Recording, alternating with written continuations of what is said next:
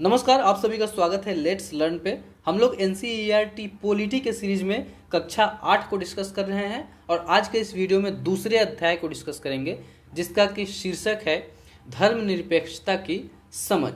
यानी कि धर्मनिरपेक्षता क्या है, इसके लिए राज्य यानी कि देश कौन कौन से उपाय करते हैं इसको पढ़ेंगे। भारतीय धर्मनिरपेक्षता क्या है, यानी भारत में धर्म के आधार पर जो भेदभाव है उसके लिए क्या उपाय किए गए हैं, कैसे यह भारत में कार्य करता है। इसके अलावा जो है कुछ अलग अलग देशों में इसके विषय में क्या चर्चा है, इन सब चीज़ों को पढ़ेंगे।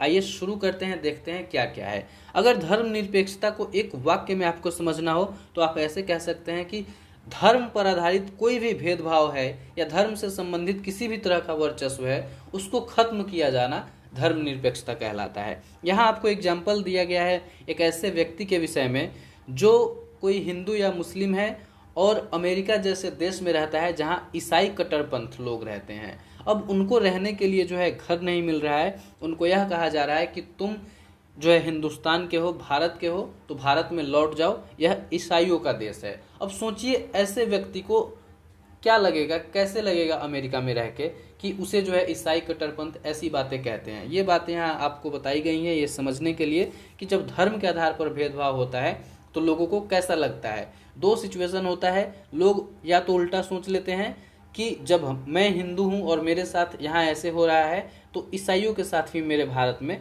ऐसे ही होना चाहिए। दूसरा रास्ता संघर्ष का रास्ता होता है कि नहीं, सभी को समान अधिकार है, चाहे किसी भी धर्म का हूँ मैं यहाँ रह सकता हूँ क्योंकि यह मेरा देश है।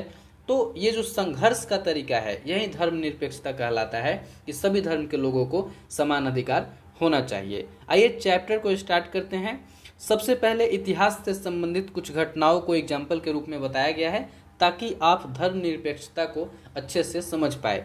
कैसे धर्म के आधार पर भेदभाव हुआ है उसके उदाहरण दिए गए हैं। हिटलर के विषय में बताया जा रहा है कि हिटलर ने जर्मनी में यहूदियों पर अत्याचार किया, यानी कि सिर्फ यहूदी होने के आधार पर कितने सारे लोगों को मार दिया गया। उसके ठीक उलट एक बात बताई जा रही है कि आज उसी इजराइल में जो यहूदी लोग हैं वे जो है दूसरे धर्म के लोगों पर जैसे मुस्लिम लोगों पर अत्याचार करते हैं। कहने का अर्थ ये है कि कोई एक धर्म विशेष पीड़ित नहीं है, बल्कि जब जिसको मौका मिल रहा है वो उत्पीड़न कर रहा है, अपने से कम जनसंख्या वाले जो है धर्म पर क्या कहते हैं कि उत्पीड़न कर रहा है, उसका शोषण कर रहा है। इसके बाद आपको एग्जाम्पल दिया जा रहा है सऊदी अरब का। सऊदी अरब में गैर मुस्लिम जो लोग हैं उनको मंदिर या गिरजा घर में जाने की छूट नहीं है। इसके साथ ही किसी भी सार्वजनिक स्थल पर वो पूजा अर्चना के लिए जो है इकट्ठा नहीं हो सकते। तो ये कुछ उदाहरण है कैसे धर्म के आधार पर भेदभाव किया जाता है। देखिए, जो लोग हैं धर्म के आधार पर भेदभाव करते हैं और जब राज्य किसी धर्म को मतलब मान्यता दे देता है, आपको ऐसे समझना है कि लोग तो धर्म के आधार पर भेदभाव कर ही रहे हैं, यह ही अमानवीय है। किसी व्यक्ति को यह बिल्कुल पसंद नहीं आएगा कि उसके विशेष धर्म के आधार पर उसके साथ भेदभाव किया जाए। लेकिन आप एक अगले स्टेज में बढ़कर देखिए कि जब कोई देश किसी स्पेसिफिक धर्म को बढ़ावा देता हो, तब उस सिचुएशन में मान लीजिए कि सऊदी अरब मुस्लिम कंट्री है, वो मुस्लिम समुदाय को या मुस्लिम धर्म को बढ़ावा देती है, उस देश में दूसरे जो है धर्म के लोग जाएंगे तो उनको कैसा लगेगा। तो यानी कि व्यक्ति विशेष जब धर्म आधारित भेदभाव करता है ये तो एक गलत सिचुएशन है ही, लेकिन जब यही भेदभाव पूरा देश करने लगे यानी देश के स्तर पर होने लगे, राज्य के स्तर पर होने लगे, तब यह और ख़राब सिचुएशन बन जाता है। अब आइए पढ़ते हैं धर्मनिरपेक्षता क्या है, जो है विशेषता देखते हैं धर्मनिरपेक्षता का क्या मतलब होता है। देखिए, बताया जा रहा है कि धार्मिक स्वतंत्रता का अधिकार हमारे भारतीय संविधान में दिया गया है। इसका मतलब है कि सभी व्यक्ति को अपने धार्मिक विश्वास या धार्मिक तौर तरीके को अपनाने की छूट है। भारतीय राज्य क्या करती है? भारतीय राज्य कहती है, हम लोगों ने पिछले अध्याय में पढ़ा था कि मैं खुद को धर्म से अलग रखूंगा। यानी कि भारतीय राज्य किसी भी खास धर्म को ना तो बढ़ावा देगी और ना ही किसी व्यक्ति से उसकी धार्मिक स्वतंत्रता को छीनेगी। इसी आधार पर कहा गया है कि यह जो तरीका है कि राज्य को धर्म से एक निश्चित दूरी बनाए रखना, इसी को कहते हैं धर्मनिरपेक्षता। अगर राष्ट्र के लिए कहे, राज्य के लिए कहे, समझ रहे हैं? अगर राज्य खुद को धर्म से दूरी बनाकर रखती है तो इसी को कहते हैं पूरे राज्य के लिए धर्मनिरपेक्षता।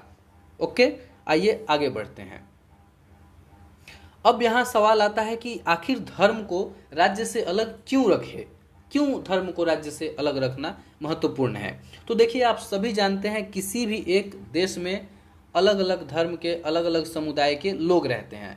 अब मान लीजिए कि किसी देश में हिंदू बहुल कोई देश है, वहाँ पे अगर सरकार बन जाती है, सरकार में हिंदू लोग आ जाते हैं, यानी कि बहुमत वाले जो दल हैं, बहुमत वाले जो धर्म हैं वे सत्ता में आ जाते हैं, तब वे क्या करेंगे, अल्पसंख्यक जो है जैसे ईसाई मुस्लिम, इन पर अत्याचार करेंगे। अत्याचार सिर्फ अपने लेवल पर नहीं करेंगे, व्यक्तिगत स्तर पर नहीं करेंगे, सामाजिक स्तर पर नहीं करेंगे, बल्कि राष्ट्र के स्तर पर करेंगे। राष्ट्र की जो संपत्ति है, मतलब आर्थिक स्तर पर भी लोगों को सताया जाएगा। तो इन सब चीज़ों को ध्यान में रखकर यह कहा जाता है कि धर्म को राज्य से अलग ही रखना चाहिए, क्योंकि राज्य एक बहुत बड़े स्तर की बात है, एक जो है व्यापक अवधारणा है। इसमें किसी धर्म को छूट नहीं देना चाहिए। कोई भी ऐसा देश नहीं है जहां सिर्फ एक ही धर्म के लोग रहते हों, और ऐसे में जब अलग अलग धर्म के लोग एक देश में रहते हैं तो सभी को यह अधिकार होना चाहिए कि सब अपने तरीके से जी सके, अपने तरीके से रह सके। कहा भी जाता है कि लोकतांत्रिक समाज में प्रत्येक व्यक्ति को अपने अनुसार धर्म चुनने की आज़ादी होनी चाहिए। धर्म चुनने के साथ साथ उसको पालन करने की, उसके जो है प्रचार प्रसार का, इन सब का अधिकार होना चाहिए। अगर आप कहते हैं कि आपका देश लोकतांत्रिक है तो जब भी कोई देश लोकतांत्रिक होगा, इन सब मूल्यों के संरक्षण के लिए क्या जरूरी है कि धर्म और राज्य का एक निश्चित दूरी बना रहे। ओके, एग्जाम्पल के रूप में आपको बताया गया है कि मान लीजिए किसी देश के सत्ता में अगर हिंदू आ जाता है, ऐसा हिंदू जिसे छुआछूत जो है पसंद है। अब उस देश में छुआछूत है तो क्या वो छुआछूत को हटाएगा? नहीं हटाएगा। पहले से अगर छुआछूत हटा दिया गया है और सत्ता में ऐसे हिंदू लोग आ जाते हैं जिनको छुआछूत पसंद है, बड़े जाति के लोग हैं, तो वो क्या करेंगे, फिर से उसे प्रैक्टिस में ला देंगे, वह समाप्ति नहीं होगा। इस कारण से भी देश को या राज्य को धर्म से अलग रखा जाता है। आइए आगे बढ़ते हैं। अगला टॉपिक है कि भारतीय धर्मनिरपेक्षता क्या है। अभी तक हम लोगों ने धर्मनिरपेक्षता को ओवरऑल पढ़ा है कि धर्मनिरपेक्षता क्या है, कॉन्सेप्ट क्या थी, लेकिन अब देखेंगे भारत में धर्मनिरपेक्षता का क्या स्वरूप है, भारत में धर्मनिरपेक्षता कैसे काम करती है। देखिए, हम लोगों ने पिछले अध्याय में पढ़ा था इंटर कम्युनिटी और इंट्रा कम्युनिटी, यानी कि एक समुदाय दूसरे समुदाय के साथ भी भेदभाव करते हैं और एक समुदाय के अंदर भी ऊंचे जाति के लोग या ऊंचे वर्ग के लोग निम्न वर्ग के लोगों पर क्या करते हैं, मतलब उत्पीड़न करते हैं, उनके साथ भेदभाव करते हैं। यही सिचुएशन है धर्म में। एक धर्म के लोग दूसरे धर्म के साथ भेदभाव करते हैं, और इसके अलावा एक धर्म के अंदर भी लोग जो है एक दूसरे सदस्य को उत्पीड़ित करते हैं, उनके साथ भेदभाव करते हैं। तो ये जो दो सिचुएशन है, ये ध्यान रखिएगा। इनको खत्म करने के लिए यह जरूरी है कि राज्य या सरकार जो है या देश है, ना तो किसी धर्म को का सपोर्ट करे और ना ही किसी व्यक्ति के धार्मिक स्वतंत्रता को छीने। तो भारतीय धर्मनिरपेक्षता का यही स्वरूप है। भारतीय धर्मनिरपेक्षता का मतलब है कि ना तो वह किसी व्यक्ति से कहती है कि आप इस धर्म का पालन कीजिए या ना कीजिए, और ना ही उससे उसकी धार्मिक स्वतंत्रता को छीनती है। अब भारत में जो धार्मिक भेदभाव है उसे कम करने के लिए राज्य अनेक प्रकार के काम करती है। यानी कि भारतीय जो धर्मनिरपेक्षता है वो पूरी तरह ऐसा नहीं है कि धर्म से अलग है। हम आइए कुछ कुछ तरीके को जानते हैं कि सरकार क्या क्या काम करती है या भारतीय संविधान में कौन कौन से उपाय बताए गए हैं। सबसे पहला उपाय तो ये है कि सरकार को या राज्य को या राष्ट्र को खुद को धर्म से दूर रखना है, अलग रखना है। राज्य की सत्ता कभी भी किसी धार्मिक समूह के हाथों में नहीं जाएगी, बल्कि जनप्रतिनिधि लोगों द्वारा चुन के आएंगे। वो किसी भी धर्म किसी भी जाति के हो सकते हैं। इसके अलावा जितने भी सरकारी संस्थान होते हैं, जैसे कचहरी, थाना, सरकारी विद्यालय या ऑफिस जो दफ्तर होते हैं, उन सब में किसी भी धर्म को प्रोत्साहन नहीं दिया जाएगा, बढ़ावा नहीं दिया जाएगा। आगे आपको चित्र के माध्यम से बताया गया है कि किसी स्कूल में किसी भी धार्मिक जो है मतलब क्रियाकलाप को नहीं अपनाया जाएगा। हाँ, निजी स्कूल की बात करें तो निजी स्कूल अपने तरीके से कर सकते हैं, अगर उनको लगे कि कोई जो है प्रयोजन करना चाहिए तो वो कर सकते हैं। लेकिन जितने भी सरकारी जो है संस्थान होंगे वो कभी भी किसी खास धर्म से संबंधित जो है क्रियाकलाप को नहीं अपनाएंगे। तो देश में ये तरीका है। इसके अलावा देखिए, हमारे देश में दो तरीके से राज्य काम करती है। पहला है अहस्तक्षेप की नीति और दूसरा है हस्तक्षेप की नीति। यानी कि एक तरीका ये होता है कि हम राज्य में हम धर्म में बिल्कुल हस्तक्षेप नहीं करेंगे, दूसरा तरीका है जरूरत पड़ने पर हस्तक्षेप करेंगे। अब आइए समझते हैं कि किस सिचुएशन में हस्तक्षेप करती है और किस सिचुएशन में हस्तक्षेप नहीं करती है। देखिए, अहस्तक्षेप की नीति की अगर हम बात करें कि हस्तक्षेप नहीं करेंगे, तो इसमें है कि सभी धर्मों की भावनाओं को जो है सम्मान देना। यानी कि अगर कोई धर्म कहता है कि हम इस तरीके से अपने धर्म को मानेंगे, तो राज्य बिल्कुल उसमें कोई डिस्टर्ब नहीं करती है, कहती है कि हम अहस्तक्षेप की नीति है, आपको जो मर्जी करे कीजिए। एग्जाम्पल के लिए आपको बताया गया है कि जो सिख लोग होते हैं पगड़ी पहनते हैं, तो उनको कभी भी मतलब ये ज़बरदस्ती नहीं है उनके लिए कि आप पगड़ी ना पहनिए या हेलमेट पहनिए, ठीक है। वैसे ही बताया जाता है, वहीं कहा जा रहा है कि धार्मिक क्रियाकलाप में राज्य दखल नहीं देना चाहती है हस्तक्षेप की नीति के तहत। और कुछ ऐसे जो है धार्मिक समुदाय होते हैं जिनको छूट दी जाती है, रियायत दी जाती है कानून में। जैसे कानून है कि सभी को हेलमेट पहनकर बाइक चलानी है, लेकिन भारतीय राज्य इस बात को स्वीकार करती है, इस बात की मान्यता देती है कि जो सिख धर्म है वो पगड़ी पहनते हैं, पगड़ी पहनना उनके लिए सही है, तो इस कारण उनको कानून में रियायत दी गई है। कानून में बताया गया है कि जो सिख लोग होंगे वो हेलमेट नहीं पहनेंगे, क्योंकि पगड़ी के ऊपर हेलमेट नहीं पहना जा सकता। तो ये थी अहस्तक्षेप की नीति। लेकिन जरूरत पड़ने पर भारतीय राज्य धर्म में हस्तक्षेप करती है। क्यों करती है, आइए कुछ सिचुएशन को समझते हैं। जैसे अगर हम बात करते हैं इंटर रिलीजियस की, यानी एक धर्म के अंदर अगर कोई जो है अपने निचली जाति पे या निचले वर्ग पे अत्याचार करता है, तो तब धर्म क्या करे, तब राज्य क्या करेगी, इस सिचुएशन को समाप्त करने के लिए, खत्म करने के लिए हस्तक्षेप करेगी, कानून बनाएगी। एग्जाम्पल दिया जा रहा है कि मान लीजिए हिंदू धर्म है, हिंदू धर्म के अंदर छुआछूत अनटचेबिलिटी है, तो हिंदू धर्म के जो उच्च वर्ग के लोग हैं वो उसको समाप्त नहीं करना चाहते हैं, निम्न वर्ग के लोग चाहते हैं कि उसको समाप्त कर दिया जाए। ऐसे सिचुएशन में राज्य धर्म से बिल्कुल अलग नहीं रहेगी, बल्कि वो धर्म में हस्तक्षेप करके ऐसा कानून बनाएगी कि छुआछूत को खत्म किया जा सके।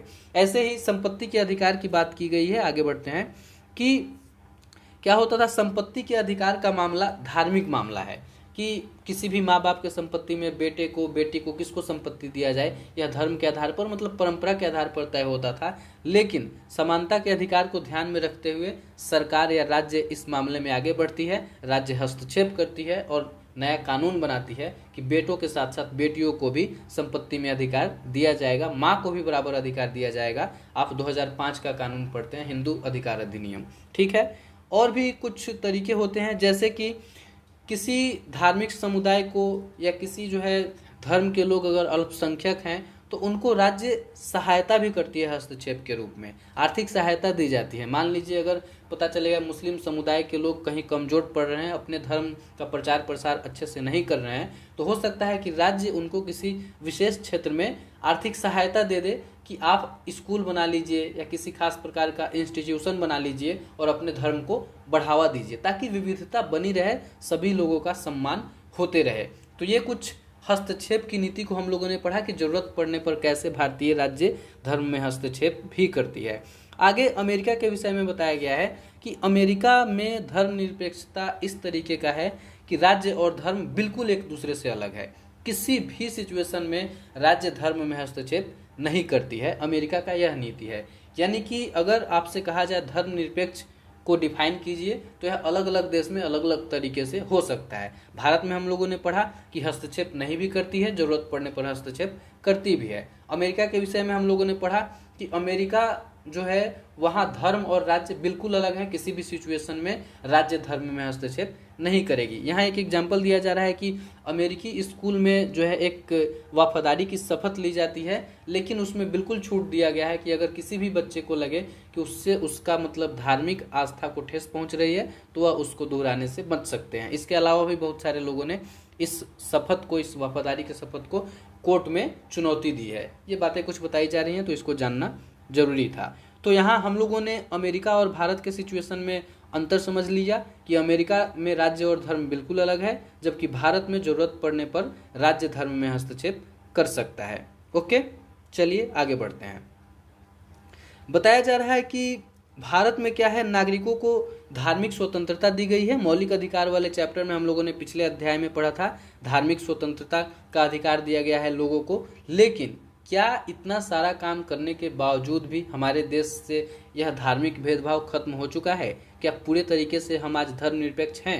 इसका आंसर है नहीं। आज भी धार्मिक आधार पर भेदभाव है।